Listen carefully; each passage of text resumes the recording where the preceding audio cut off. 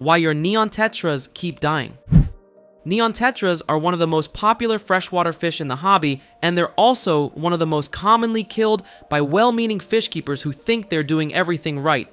If you've bought neon tetras more than once, only to watch them die within days or weeks, you're not just unlucky. Something in the setup is working against them. Today, we're breaking down the most common reasons neon tetras keep dying and exactly what you need to change to keep them alive and thriving long term. Reason 1. New tank syndrome. This is the #1 killer of neon tetras, and it happens because most people don't know about the nitrogen cycle before they buy fish. A brand new tank has no beneficial bacteria to process ammonia from fish waste. That ammonia spikes fast, and neon tetras are particularly sensitive to it. Even small amounts of ammonia or nitrite in an uncycled tank will kill them within days, sometimes hours, while a hardier fish like a danio might survive the same conditions long enough for the tank to catch up. If your tetras are dying within the first week, an uncycled tank is almost certainly the reason. Reason 2. Poor water parameters. Neon tetras come from soft, acidic, warm water in South America. They do best in water with a pH between 6 and 7, a temperature between 72 and 78 degrees Fahrenheit, and low hardness. A lot of tap water in the United States runs hard and alkaline, which is the opposite of what neon tetras prefer. They can adapt to a range of conditions, but hard alkaline water puts them under constant, low-level stress that compounds over time and makes them vulnerable to disease. If your tank is cycled and your fish are still dying slowly over weeks, water parameters are the first place to look. Reason 3. Wrong tank mates.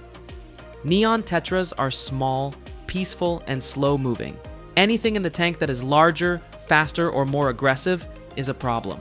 Cichlids, large barbs, and even some species of gourami will harass or outright eat neon tetras. The stress of being chased or bullied suppresses their immune system quickly and makes them susceptible to disease even if the water quality is perfect.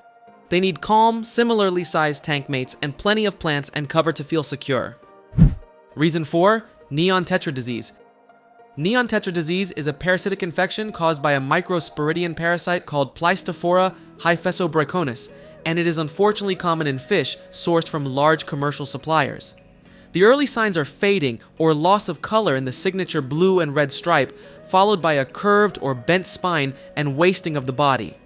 There is no cure. Infected fish need to be removed immediately to prevent spreading to other fish in the tank. If you are losing neon tetras to something that looks like a fading stripe rather than general decline, this is likely what you are dealing with.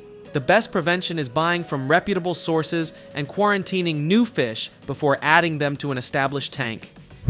What to check first if your tetras are dying. Test your water before anything else. Ammonia, nitrite, nitrate, pH, and temperature. If any of those are off, fix the water before you do anything else. If the water checks out, look at your tank mates and your stocking history. If you added the tetras to a new tank, the answer is almost certainly new tank syndrome.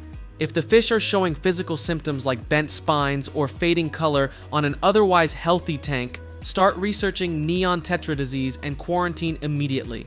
For a full breakdown of the small but mighty neon tetra, check out our video about the info and guide of the neon tetra. You definitely want to check it out after this video. Neon tetras are not a fish you should have to keep replacing. With the right setup, stable water, and appropriate tank mates, they are a long-lived, rewarding fish to keep. If this video helped you figure out what went wrong, hit like, subscribe for more freshwater fish care content every week, and drop a comment letting me know how many times you have had to restart your neon tetra tank.